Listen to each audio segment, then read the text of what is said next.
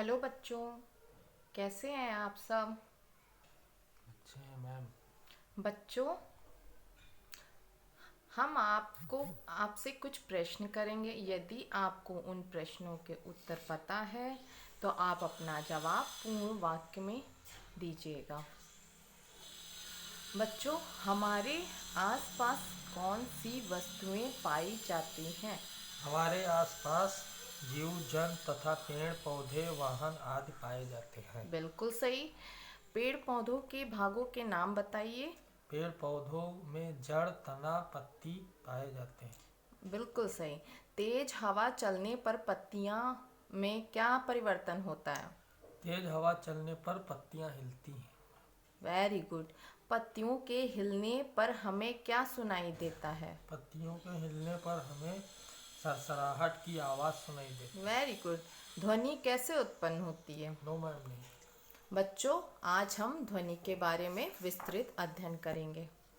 बच्चों, हमें बताइए, गिटार का तार खींचने पर क्या होता है? गिटार का तार खींचने पर तारों में कंपन होता है। तारों में कंपन होने पर क्या होता है? नहीं, नो मैम नहीं पता। बच्चों, ध्वनि जो कुछ हम कानों से सुनते हैं ध्वनि कहलाता है।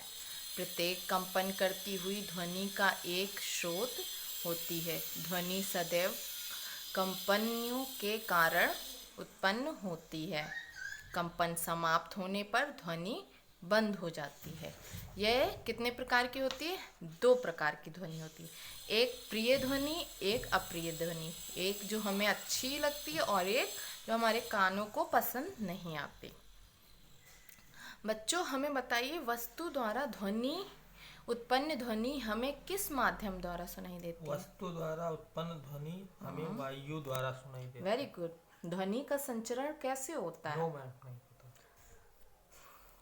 बच्चों, ध्वनि का संचरण हमेशा किसी न किसी माध्यम से होकर होता है, जैसे ठोस, द्रव या गैस।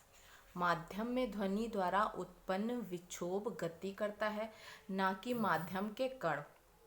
ध्वनि तरंगों का संचरण माध्यम के कणों की गति के कारण होता है, इसलिए ध्वनि को यांत्रिक तरंगे कहते हैं।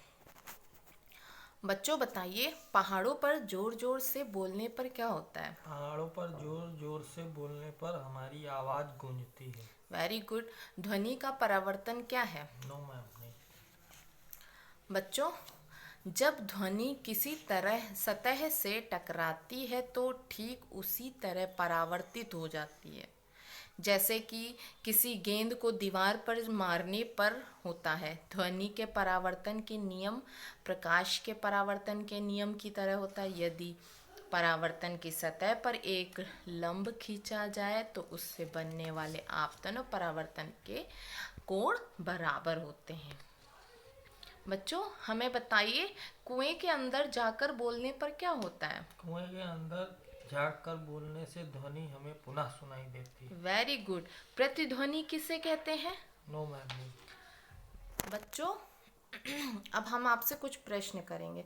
ध्वनि किन विधियों द्वारा उत्पन्न होते हैं?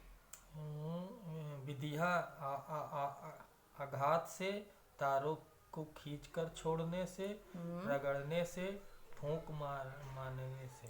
Very good. ध्वनि का संचरण किन माध्यमों में होता है? ध्वनि का संचरण ठोस, द्रव और गैस में होता है। Very good. ध्वनि परावर्तन के व्यवहारिक उपयोग बताइए। ध्वनि परावर्तन का प्रयोग स्टेथोस्कोप समुद्र की गहराई मापने में किया जाता है। Very good. ध्वनि की चाल किस माध्यम में सबसे अधिक होती है? वायु में ध्वनि की चाल अधिक होती वेरी गुड।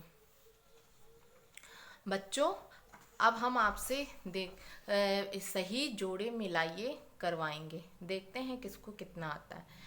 गिटार में ध्वनि। है। तार खींचकर वेरी बोलना। गुड। बांसुरी। फूंक मारकर। Very good. सबसे कम ध्वनि की चाल। ध्वनि की चाल वायु में। और 332 मीटर पर सेकेंड। ध्वनि गैस ध्वनि की चाल चाल वायु वायु में। में। बच्चों अब हम आपको गृह कार्य दे रहे हैं। ध्वनि के परावर्तन के नियम क्या हैं, यह आप अपनी उत्तर पुस्तिका में नोट कर लीजिए। ओके, थैंक यू बच्चों।